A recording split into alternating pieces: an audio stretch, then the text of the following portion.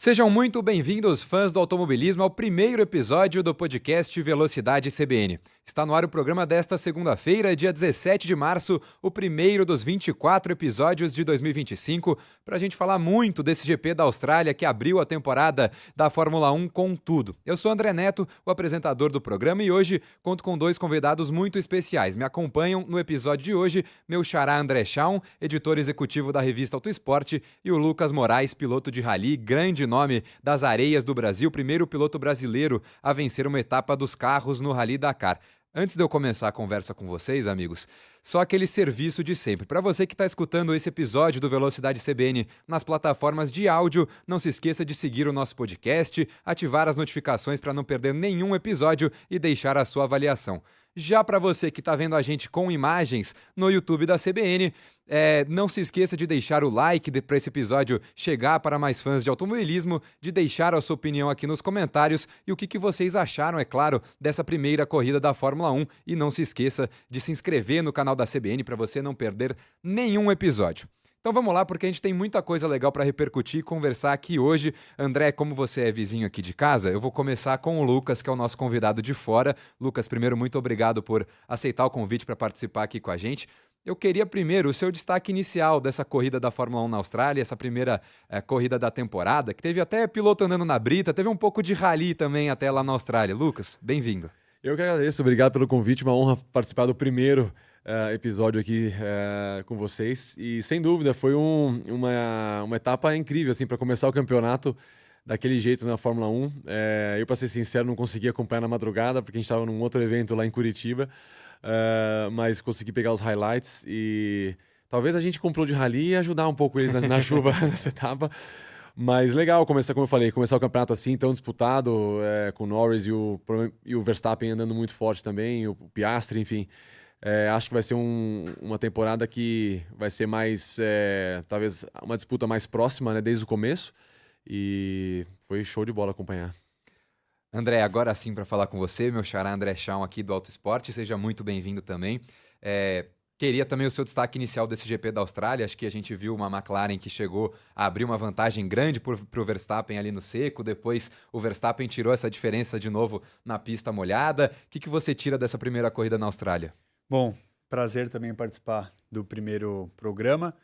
E foi uma corrida maluca, né? Como vocês bem falaram, começou com a chuva e toda hora alguém rodava, toda hora tinha um imprevisto ali. Você não conseguia entender direito... O Norris largou, se ele ia continuar o tempo inteiro na frente, aí o Verstappen logo também derrapou, o Piastri já perdeu a posição para ele na largada, depois já retomou. E corrida foi acontecendo, uma hora até os dois da McLaren, né? O Norris e o Piastri ali quase se pegaram. Teve ordem de equipe até, né, para o Piastri não atacar o Norris. Exato, o Piastri foi parar na grama, ficou ali tentando sair, né? Entalado ali, preso, ficou talvez uns 10 segundos ali. Deu ré, você até pode explicar melhor, assim, acho que essa relação com o rally, né? Você fica ali sem tração, você usa ali a ré para dar mais torque. A gente estava falando antes de começar o programa sobre esse momento, porque depois que eu vi o vídeo, ele conseguiu sair de ré, né? Ele tentou sair de frente, depois conseguiu engatar ré e conseguiu pegar aquela pista de asfalto no escape ali. Mas no rally a gente faz, quando tem um problema...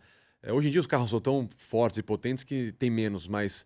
normalmente quando você atola na areia, no deserto, por exemplo, normalmente a ré te ajuda a sair, tem muito torque, tem atração, obviamente, nas quatro rodas e acho que ele mandou bem de, ali na hora, usar a ré que ajudou ele a sair de atolar na grama ali, né, na chuva. E ele jogando em casa ali, né, ele de Melbourne, ele estava ali com a torcida toda a favor, e foram acho que dois grandes momentos, né, a ultrapassagem dele ali para retomar o lugar do Verstappen, a torcida na loucura. Na hora que ele foi ali pra grama, todo mundo ficou meio... Aí ele conseguiu sair de ré, todo mundo foi à loucura também. Então, McLaren mostrou muita força, né? Nesse primeiro GP. E eu acho que esse momento do Piastri, a hora que ele saiu da pista, é um dos momentos mais doloridos dessa corrida, né? Porque os australianos não têm um retrospecto muito bom em casa. Ninguém nunca chegou no pódio lá na Austrália. Então, o Piastri estava muito próximo de conseguir quebrar essa sina, esse tabu dos australianos em casa. aí ele erra, parecia que a corrida dele tinha acabado. No fim, ele ainda faz uma ultrapassagem espetacular em cima do Hamilton, que eu acho que é para ser uma das ultrapassagens do ano, assim, da Fórmula 1, que ele passa o Hamilton por fora ali na curva 9, que é uma curva muito difícil. Então, acho que o Piastri foi um dos grandes protagonistas dessa primeira corrida mesmo, acho que pelo bem e pelo mal, tanto pelo auge dele de quase brigar pela vitória, tanto pelo erro dele que acabou custando que seria esse pódio inédito aí para um australiano correndo em casa. E aí pra gente aqui no Brasil, a primeira corrida teve um sabor muito especial porque a gente teve o Gabriel Bortoleto, temos um brasileiro de volta na Fórmula 1 pela primeira vez aí em 7 temporadas, 8 anos. O fim de semana do Bortoleto estava indo muito bem, estava andando com o Hülkenberg ali junto nos treinos livres, classificação terminou na frente, passou para o Q2. Na corrida ele estava andando junto do Hülkenberg e aí as coisas começaram a desandar quando o Alonso bate, aí ele fica preso atrás do safety car, quando ele vai tirar a volta de atraso, ele fica uns 20, 25 segundos atrás do resto do pelotão, e aí nessa de tentar acelerar um pouco a mais, quando a chuva cai de novo, o Gabriel Bortoleto acabou batendo. Mas eu queria perguntar para você primeiro, Lucas, porque eu acho que é importante a gente ter um brasileiro na Fórmula 1 pela visibilidade geral do automobilismo também. Acho que o Bortoleto ainda teve um azar de ter uma corrida nas piores condições possíveis para ele estrear também na Fórmula 1, né? Com certeza, porque se você vê, não foram só os rookies, né, os novatos que bateram, né? Até o Alonso também errou. Então, com certeza uma condição muito difícil. Mas, enfim, o Bortoleto fez um final de semana como rookie, assim, fantástico, independente da batida, faltando pouco para o final.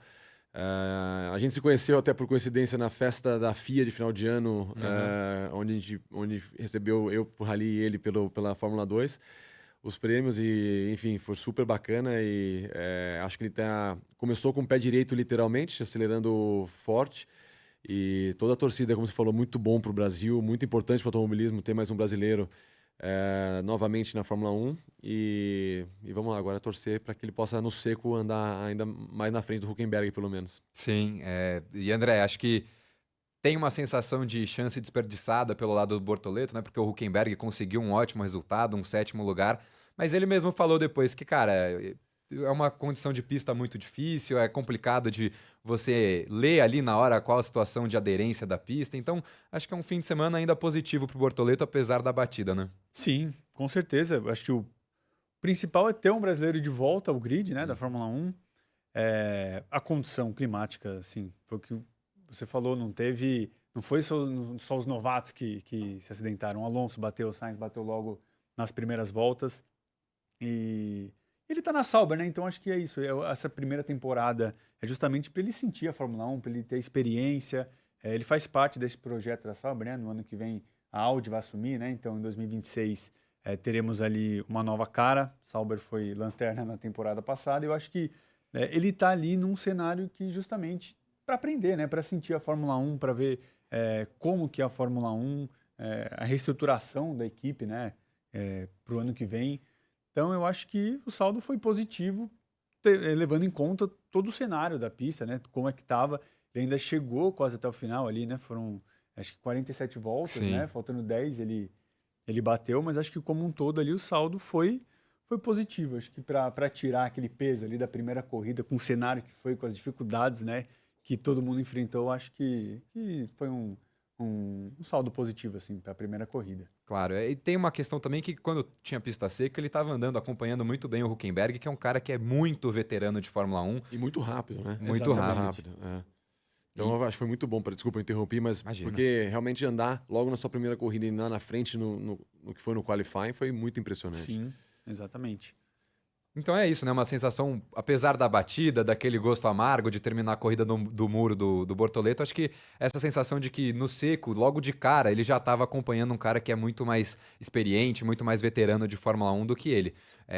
E ao mesmo tempo o Hülkenberg também tem uma adaptação, também está mudando de equipe, mas é um cara que já conhece essa geração de carros, já conhece o ambiente da Fórmula 1 há muito mais tempo, e o Bortoleto, no mínimo, andou de igual para igual. Acho que a largada ele foi um pouquinho mais conservador, primeira largada dele na Fórmula 1, no meio do pelotão, na chuva, acho que ele fez o que ele tinha que fazer, que era um pouquinho mais cauteloso mesmo, e andou atrás do Hülkenberg boa parte da corrida, mantendo o mesmo ritmo que o alemão, então a primeira sensação é positiva, acho que é legal a gente ver essa expectativa dele conseguir andar junto do Hülkenberg. fica esse gostinho amargo de terminar com uma batida, com esse erro dele no fim, mas ele mesmo reconhece que foi um fim de semana positivo e que, enfim, ele tinha que acelerar ao máximo mesmo, tinha que correr o risco ali no fim e acabou, infelizmente, tendo acidente. André, queria continuar com você aqui de novo para a gente falar da outra grande história para a gente da Fórmula 1 aqui nessa temporada de 2025, que é simplesmente Lewis Hamilton na Ferrari. Foi uma notícia que movimentou a Fórmula 1 o ano inteiro passado, desde o anúncio lá no começo de 2024, e que nessa intertemporada inteira da Fórmula 1 era o assunto principal. Qualquer foto que surgia do Hamilton com um pingo de vermelho no corpo dele já gerava um fuzuê imenso. Então, queria que você falasse um pouquinho dessa estreia do Hamilton com a Ferrari. Terminou em 10º lugar no GP da Austrália e acho que foi um fim de semana ruim para os dois, para o Hamilton e para a equipe. Exatamente. Aí o Bortoleto a gente colocou ali num cenário de foi estreia e tudo mais. O Hamilton já classifico como foi realmente uma estreia ali meio desastrosa ali dele, com a comunicação, das trocas de pneus, da condição climática ali. Enfim, deu para ver ali que rolou. Ele inclusive deu declarações fortes depois ali falando que dava para ter aproveitado muito melhor, eles poderiam ter feito muito mais, né? O Hamilton chegou a liderar ali uma parte pequena da prova, mas eu também acho que, mesmo ele sendo, enfim, um fenômeno ali, né, uma lenda da Fórmula 1, tem a troca de equipe, tem ali uma adaptação também, né, querendo ou não, que você tem que passar ali de certo modo. Então, a corrida dele, eu acho que como um todo realmente foi uma corrida que deixou muito a desejar, né? Os fãs, né, foi isso, qualquer coisinha que acontecia do Hamilton, todo mundo ali, o alvoroço dele na Ferrari, mas eu acho que realmente a estreia dele, acho que a gente pode classificar ali como a grande decepção ali, acho que do GP de Melbourne. Por mais que tenha sido maluco, um monte de batida, várias reviravoltas ali, mas acho que o Hamilton foi o grande destaque ali, negativo ali para a corrida. E eu queria passar para o Lucas agora para a gente falar um pouquinho da interação equipe-piloto. De engenheiro-piloto, você tem um navegador, é uma coisa um pouco diferente, mas o Hamilton já nessa primeira corrida já mandou o engenheiro dele ficar quieto, parar de repetir informação para ele e deixar o Hamilton se concentrar na corrida. No seu caso, acho que é bem diferente, né? Não dá para você mandar o navegador ficar quieto. Não, mas a gente não tem, obviamente, durante a especial, a gente não tem comunicação com a equipe, né? Mas com o navegador, o mais importante é você estar muito alinhado no que você quer escutar de informação. Por que eu falo isso? Porque você imagina que a gente está andando, a gente é limitado por segurança a 170 por hora. 170 por hora na Terra parece que está uns 400 por hora no asfalto. Só que, então você tem que escutar o que o navegador te fala e interpretar o que você está vendo, né, também ali. Então, a informação tem que ser muito precisa. Se começa a falhar essa comunicação, a chance de você ter um acidente é maior. Então, a gente combina, não toda etapa, mas sempre no começo de temporada, nos testes, assim, quais são as principais informações que eu quero receber da planilha, e ele vai mantendo isso. E tem uma outra coisa que é muito importante nessa comunicação, é o que a gente chama de regressivo. Ou seja, ele está me cantando regressivo. No autódromo tem as plaquinhas, ele está me cantando regressivo para aquela referência. Então, 400, 300, 200 metros, 100. Tem lugar que eu consigo frear com 100, tem lugar que eu preciso frear com 200. Porque depende do tipo de piso, né? Na areia você pode frear lá dentro, no piso duro você tem que frear antes. Então, essa dinâmica toda acontece dentro do carro. Mas às vezes tem que também falar pode falar um pouco menos que... Não, só coisas assim do tipo, você está num lugar muito difícil e às vezes, sei lá, fala que você quer tomar alguma coisa, no sentido de você está tomando porque a prova está muito dura, a gente tem os camelbacks, tudo, às vezes você esquece como piloto de tomar a água, o que seja. E aí, às vezes, na hora errada, você está tão concentrado assim, não me pergunta isso agora, deixa eu focar aqui. Então, mas no geral, a gente combina antes e é assim que funciona dentro do carro. E o Hamilton teve essa questão justamente climática. Ele falou, você disse que ia chover muito menos, né? Sim. Rolou isso. Então, teve ali E teve um errinho da Ferrari também, né? De estratégia, não teve um box errado no safety car, uma coisa assim que atrapalhou. Eles deixaram justamente a hora que começou a cair a segunda chuva mais forte, eles deixaram os dois pilotos na pista com o pneu de pista seca. E aí tomando segundos um monte, né? E justamente isso que você falou, né? O engenheiro do Hamilton falou que ia chover pouco, o engenheiro do Leclerc falou que ia chover um monte. Então a comunicação ali dentro da Ferrari mesmo não estava muito legal, porque cada um falou uma coisa. a Ferrari tomou a decisão errada, os dois perderam posições, e aí a Ferrari acabou saindo com 5 pontos só da Austrália, está atrás da própria Sauber, do Bortoleto e do Hülkenberg, que fizeram 6 pontos nessa primeira etapa. Então, a Ferrari, mais uma vez, já com esses erros de estratégia, de falta de comunicação, acho que o Hamilton já teve um primeiro gostinho dessa bagunça que pode ser, às vezes, da equipe italiana. E aí, Lucas, só para fechar essas correlações de Rally e Fórmula 1 que você tem, você é piloto da Red Bull, então imagino que a sua torcida nessa temporada da Fórmula 1 seja bem definida, seja para Max Verstappen, para Red Bull. E aí eu queria também pegar um gancho, fazer uma provocaçãozinha, porque o Liam Lawson, que está estreando na Red Bull esse ano, foi muito mal nessa corrida, no fim de semana inteiro andou muito mal. Já dá para você ligar pro pessoal lá da Red Bull, o Christian Horner, Helmut Marko. Olha, como eu brinquei no começo, na chuva, sei que a gente pode ajudar bastante eles ali, já que na terra te dá esse feeling, né? Mas brincadeiras à parte. Não, eu gosto muito de Fórmula 1, acompanho sempre, tento acompanhar se não bate o nosso calendário também, de fuso horários e tal, onde tiver no mundo. Mas, não, sem dúvida, tive a oportunidade também de entrar esse final de semana num carro de Fórmula 1, no carro de 2011, no evento que a Red Bull fez em Curitiba, o Red Bull Showrun. Foi uma experiência muito legal, pena que não deu para dirigir a máquina, pilotar a máquina. Já dirigiu algum Fórmula 1 em alguma outra ocasião? Não, eu nunca dirigi um monoposto ainda. Tá. Já dirigi outros carros assim, em autódromos, mas monoposto nunca. E quem sabe o Christian Horner dá uma ligada, a gente vai lá testar.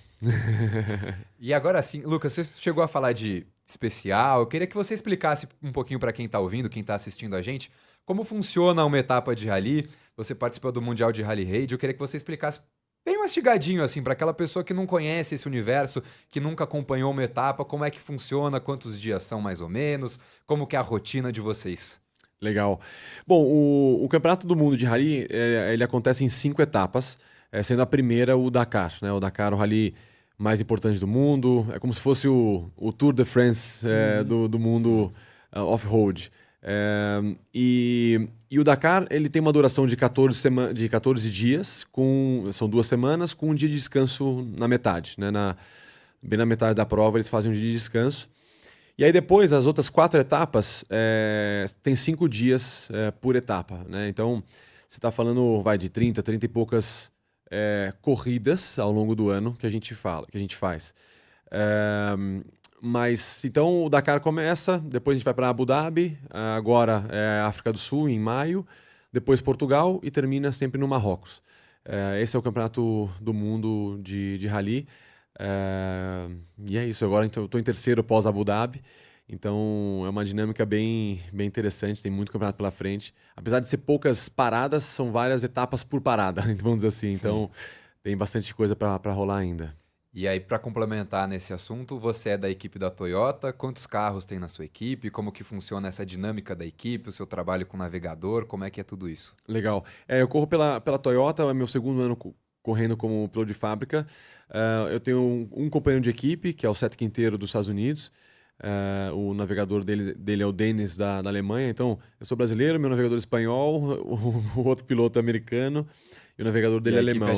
E a equipe é japonesa. Então, e o diretor é belga, então tá tudo certo. A comunicação é melhor do que Hamilton e Ferrari. Exato, tem funcionado melhor. Mas, então a gente tem, eu brinco que o nosso calendário sempre é muito corrido ou mais comprometido de outubro a fevereiro ali, que é onde acontecem todos a última etapa do Mundial no Marrocos, e depois você tem todos os testes pré-Dakar, que o Dakar é sempre ali dia 2 de janeiro. Então, de outubro a janeiro é sempre muito, muito corrido. E aí depois começa a espaçar um pouco melhor, entra no calendário mais normal, vamos dizer assim. Mas enfim, mas é isso, são duas, eu e meu companheiro de equipe, é uma equipe, enfim, nesse sentido, durante o Dakar especialmente gigante, entre engenheiros e mecânicos, nós somos mais de 60 pessoas. O Dakar, enfim, é um evento, não é conhecido como o mais difícil do mundo à toa, porque são 14 dias de deserto, 9.000 quilômetros, a gente fica por volta de, contra o relógio, umas 4 horas e meia dentro do carro contra o relógio, né, todo dia.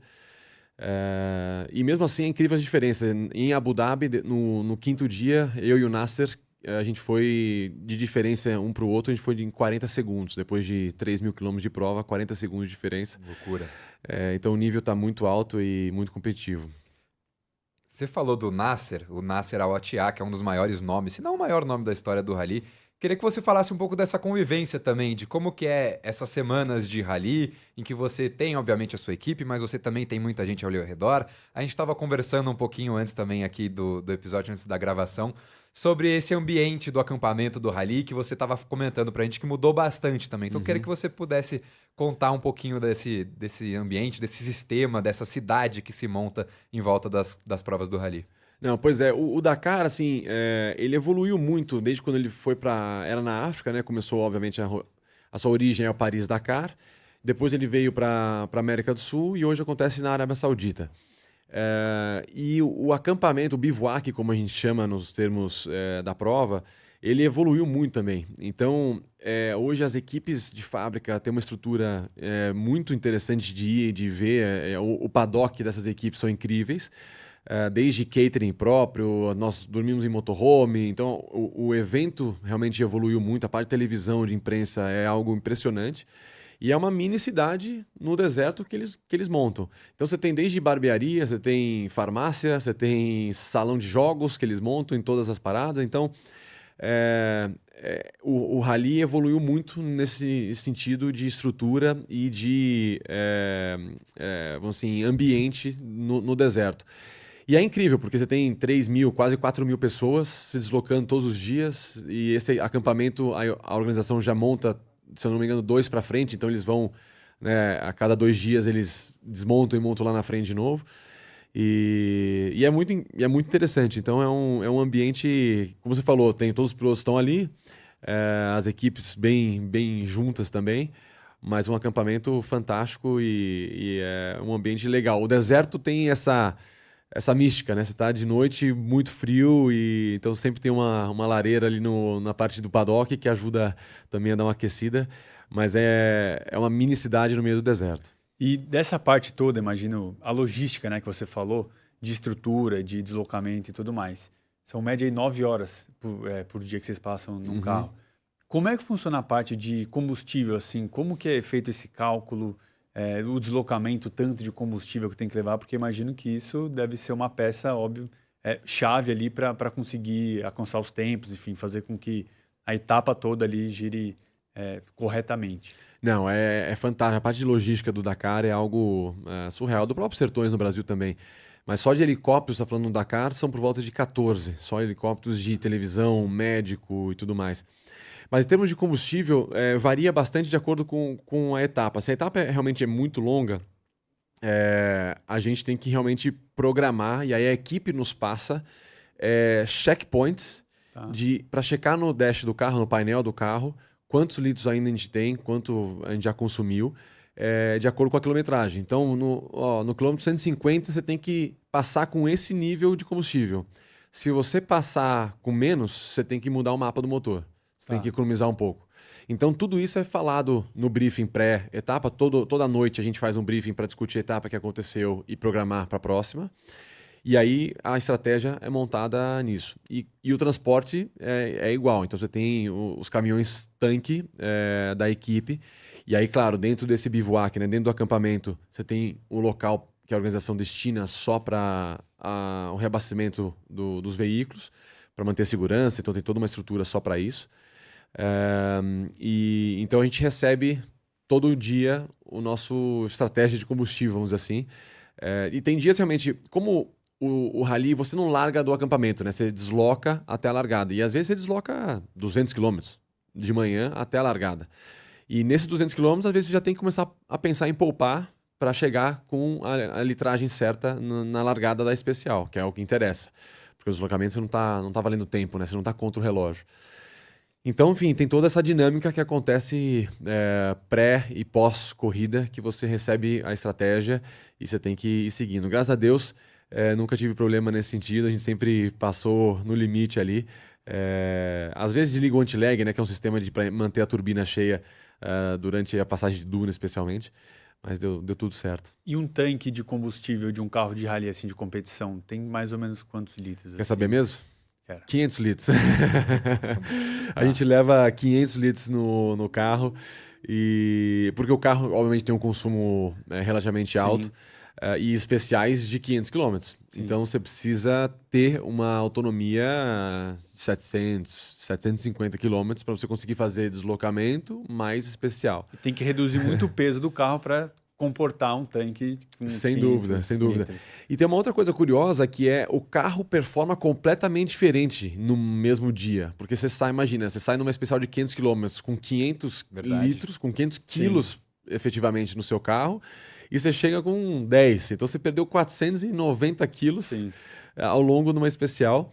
Então toda a parte de setup, de suspensão especialmente, você tem que pensar em como equilibrar isso da melhor forma possível. E você vai sentindo também o carro rendendo cada vez mais durante a especial. E uma outra coisa também que acho que é uma dinâmica muito própria do rally é que vocês são os próprios mecânicos também ao longo das especiais, das etapas, né? Eu queria que você falasse um pouco sobre isso também. Acho que no passado a gente via até na Fórmula 1 um pouco mais os pilotos terem mais noção dessa parte de engenharia, de como funcionam os carros, dos ajustes mesmo. E acho que hoje em dia o piloto na Fórmula 1 principalmente a obrigação dele é mais sentar e acelerar. E vocês no rally tem que ter um conhecimento muito grande do carro porque vocês estão ali sozinhos no deserto durante as especiais. Sem dúvida, porque é claro que hoje também tem muita parte de telemetria, né, nos carros, mas quando dá algum problema, aí, como tá só você e seu navegador, você tem que saber o mínimo ali para conseguir, pelo menos, usar as peças que a gente leva no carro para poder trocar e continuar. Agora, as equipes grandes, elas também têm um caminhão, oficina, que anda na categoria caminhões no Dakar. Ela não está competindo, ela está justamente na categoria para, se tiver um problema, ela chega em você e um problema mais grave, né, que a gente não conseguiu solucionar. E ali tem os mecânicos do próprio time, vai lá, é quase que um pit stop de Fórmula 1, faz o que tem que fazer e você continua. O problema disso é como os caminhões largam muito atrás, se você tem um problema grave, você já esperou muito tempo, você já muito provavelmente está fora da briga. Mas o que a gente tem de peça, a gente tem que saber trocar para que caso... Esse ano mesmo aconteceu, infelizmente. A gente teve um problema de suspensão e com isso a gente teve que parar, trocar e continuar. Mas perdemos muito tempo para isso. E aí, queria que você falasse justamente sobre o Dakar desse ano, como que foi. Acho que não foi o resultado talvez geral que você esperasse, mas foram 2 vitórias de etapa. Acho que é importante já. Uma vitória já era algo inédito aqui no Brasil. Esse ano você conseguiu 2.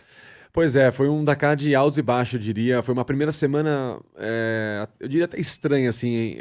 A gente terminou em quinto, até relativamente próximo da liderança, 20 e poucos minutos da liderança, mas sem ganhar nenhuma especial ainda na primeira semana. E a gente errou um pouco a estratégia. Eu e o Carlos Sainz, inclusive, o pai do Sainz da Fórmula 1, a gente largou um pouco para frente demais na etapa das 48 horas, que é a etapa que tem 900 km de duração, dividida em 2 dias. E no rally, se você larga muito na frente, né, numa etapa como essa, você está literalmente abrindo ou mostrando o caminho para quem está vindo atrás. Então até a navegação fica mais fácil para quem vem atrás. E a gente acabou largando em sexto e sétimo, eu larguei em sexto, o Sainz em sétimo, mas com 200 km de prova a gente já tinha passado todo mundo. E aí nós éramos os primeiros para abrir a especial, que a gente chama, e aí com isso você perde muito tempo. Mas mesmo assim, a gente conseguiu terminar a primeira semana em quinto, eu estava bem feliz com isso, e aí logo no dia seguinte do dia de descanso, a gente teve esse problema de suspensão, que aí realmente nos tirou completamente da briga. Mas, como um bom brasileiro, a gente não desiste, e aí no dia seguinte a gente ganhou a especial e ganhamos a última também, que todo mundo quer ganhar a última etapa, que é a última etapa do Dakar, é muito importante também, soma ponto para o Mundial. Então, ter ganho numa disputa com o próprio Nasser nas dunas foi bem legal. E 2 vitórias para o Brasil em etapas do Dakar, fiquei muito orgulhoso. Mas é claro que eu quero voltar o ano que vem e tentar subir no topo mais alto do pódio. Com certeza. E tem algum trecho ali do Dakar desses dias assim que tem maior dificuldade? Assim, tem algum... Aquele que fala, ó, amanhã é dia de passar ali, então tem que descansar mais, tem alguma coisa assim, algum trecho que é pior assim? Olha, o Dakar, bom, esse foi meu terceiro Dakar, eu não fiz o Dakar na América do Sul e nem na África, obviamente, mas uma característica que a Arábia Saudita tem em algumas regiões é de muita pedra. Então, a gestão de pneu é muito importante, porque nós só temos 2 steps que a gente leva com a gente.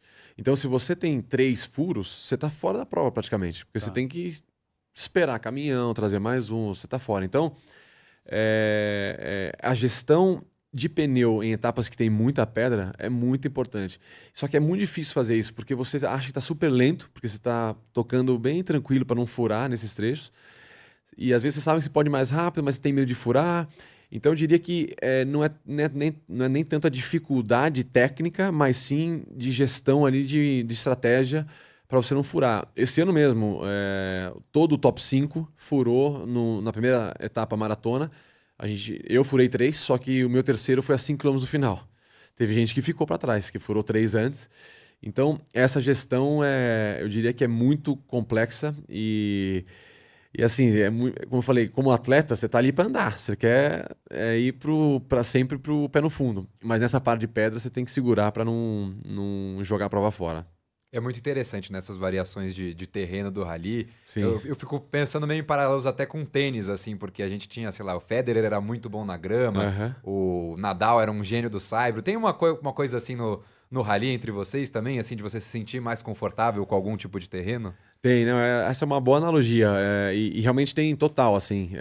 As dunas sempre foi para mim mais difícil porque a gente não tem essa condição no Brasil, então eu aprendi assim, mais tarde comparado com o Nasser que nasceu, ou Yazid, o atual campeão do Dakar, que nasceram no deserto, mas hoje eu acho que eu performo muito bem, inclusive acabamos de voltar de Abu Dhabi, que foi uma prova de 5 dias só de duna, não tinha nenhum outro tipo de piso.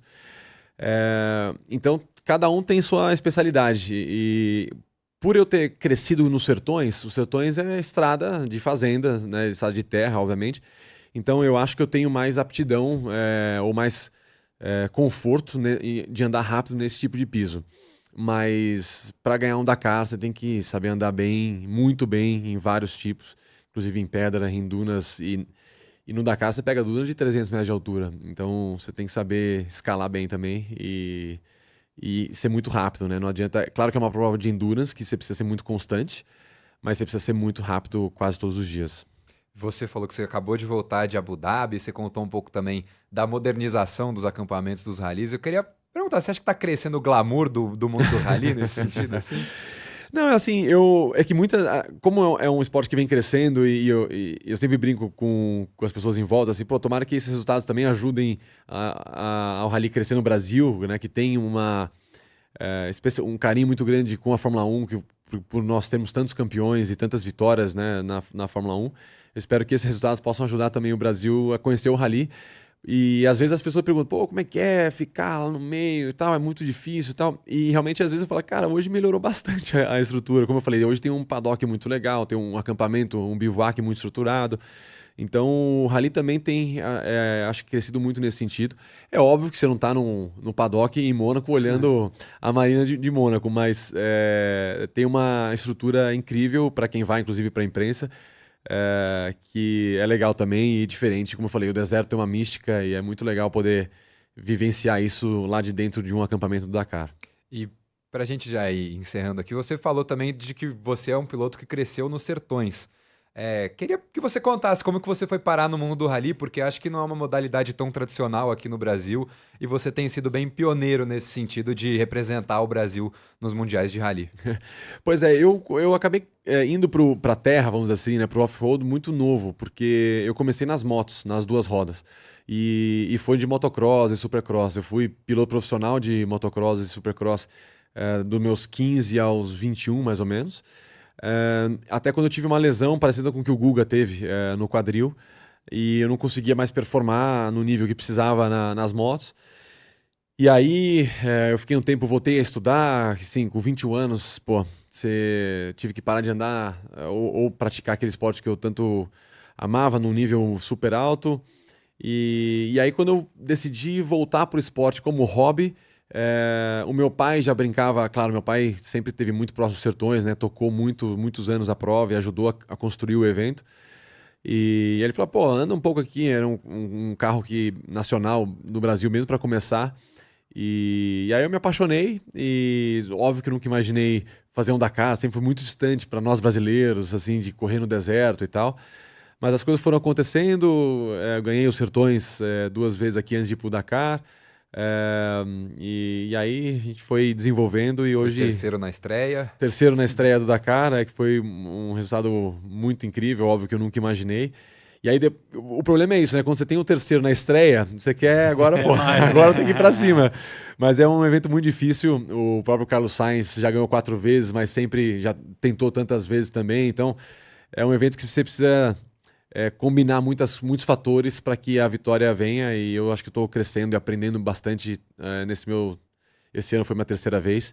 Eu espero voltar o ano que vem lá com força total para eventualmente levar o Brasil para o topo.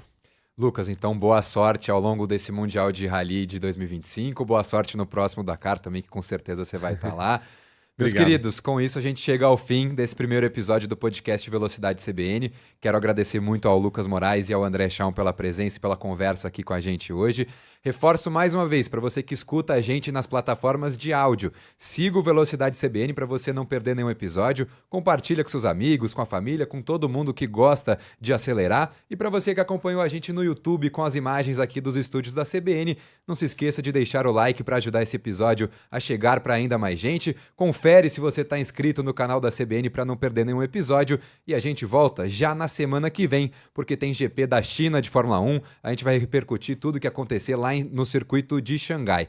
Eu sou André Neto, eu fico por aqui, um abraço e até a próxima.